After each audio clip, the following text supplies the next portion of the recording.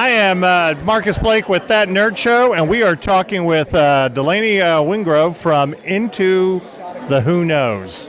So this was actually one of our favorite films of the festival. Yes, well, we're nerds. We love imagination. So, you know, we got to talk about it. Okay, so when you were told basically that you were going to be dressed as a fox throughout the entire movie, what was your first reaction? My first reaction was, how are they going to do it? Am I going to just have fox ears? Am I going to be in a onesie? Yeah, and turns out it was similar to a onesie with a hoodie. It was fun. Right. Yeah. So, I mean, as kind of an imaginary character, do you feel like you get to be a little bit more rebellious with it instead of straight-laced? I don't think that Felix was a rebellious character. Okay. But I got to be very casual and kind of do whatever I felt like to just match the character. And the director kind of seemed to go along with it, so. Okay. What was your experience like doing this film? It was really fun. There were lots of fun things that we did. We had 3 green screen days. We did these little LED lights that make them look like little, I don't know, fairies, or not really fairies, but little supernatural creatures. Have you done anything in front of a green screen before? I don't think so. I think this was the first time. I always think that the first time you do a green screen, it's like preparation for a Star Wars movie of some sort. Now, I mean, do you have any real life camp experiences? I remember going to camp when I was like 8 years old, but I don't really remember anything. It just seems like camp is much more fun in this movie. Yes. Okay. Because we're only at camp for a few minutes, so. All right, I'm going to slide the camera here because no, that's okay. Bring it all in. So since you, this is Lee, and since you got to play the mother, and you obviously have kids. I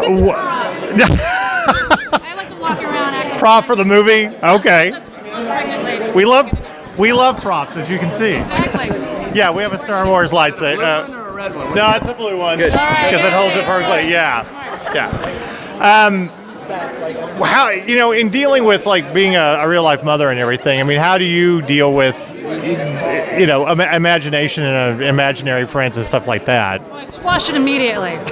No, I don't want my kid to have any sort of. So this was a very easy role to do because imagination is not. I'm kidding. Of course, I mean, you nurture it and you try to make it the best thing ever, and then sometimes you get caught up into it too, where the kid is like, "All right, mom, let's cut it off a little bit." But I feel like, I don't know, doing imaginary stuff is the best kind of thing that you get to do as a parent. Well, I found your character quite comical, but at one point during the film, I was also like, I'm hearing my mother's voice. Quit having imaginary friends. I'm like, I'm playing Star Wars. Leave me alone.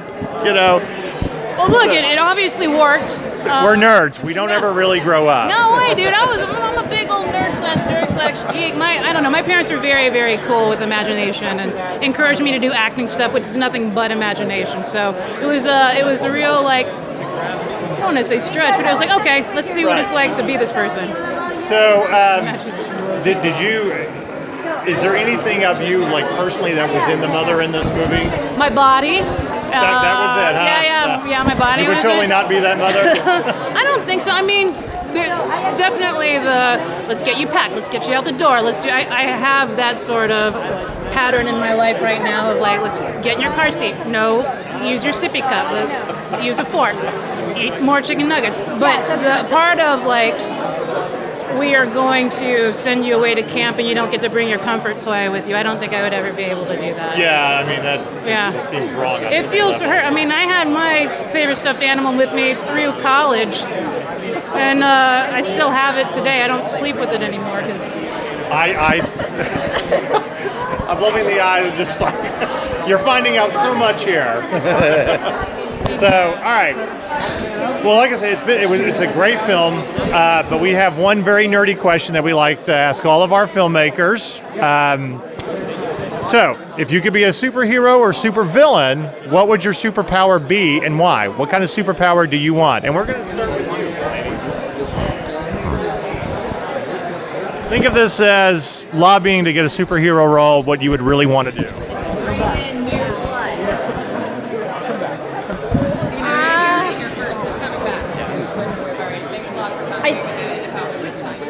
can going back in time count? Absolutely, that's a great superpower. I want to go back in time because I want to go to like ancient China and ancient Egypt and talk to people. All right, that's a good one. Megan, how about you? I would be werewolf by night. Ooh, nice. See, yeah. Fantastic. Yeah. Into a wolf. Yeah. I was gonna go mermaid style, where it was just like a mermaid that like had really awesome swimming power, but it could also like now I've got legs, and if I want to, That's like not going a back in- mermaid if you have legs. When you No, touch no, water. no, yeah, with, like Splash, except with Oh, you the can switch. leotard. Yeah, all right. Yeah, but I feel like we can fit that in the Aquaman movie somehow. Oh god. Mirrors in the Aquaman. Yeah. I know, yeah, but yeah, okay, yeah, I can be in Aquaman universe. That's cool. Yeah, it was refreshing with a great script. It didn't need any gimmicks.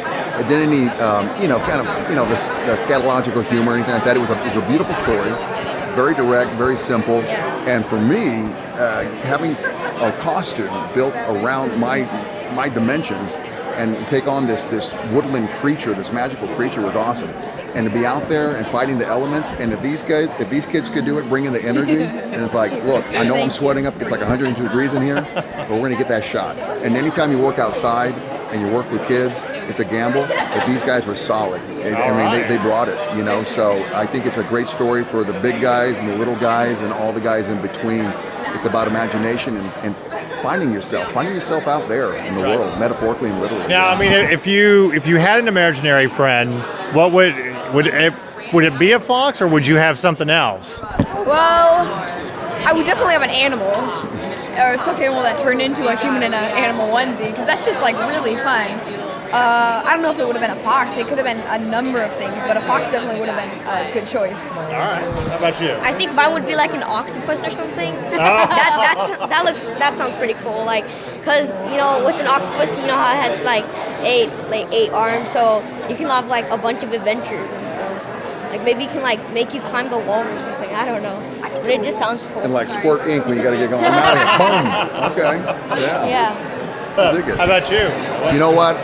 My spirit animal is a dog anyway, so I'd be hanging out with a pat. You know what I mean? right. I really see it. Okay, so we got one last question. This is our nerdy question that we ask everybody. If you could be a superhero or villain, what would your superpower be and why? What kind of superpower do you want? I actually read up on all this stuff on WikiHow and Wikipedia, so there are plenty of powers that I could do.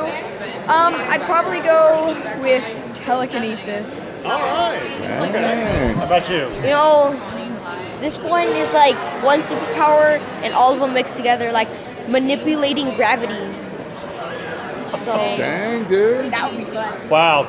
so like you can do like a bunch of stuff, like you can like fly and then like I you don't can think like the Guardians of the Galaxy want to meet you. No. Suck them under the door. How about you, Conrad? You know what? At my age, man, honestly, here it is. No matter what I do, no matter what time of the day it is, no matter how tired, it always feels like I just got 10 hours of sleep. That's it. That is it. No matter what, I always feel like I just woke up and got 10 hours of good sleep, y'all. Believe me, you get to my age, you'll be like, That's the superpower I want at the end of this festival. Yeah, exactly. I like your lightsaber. That's how we roll here at That Nerd Show.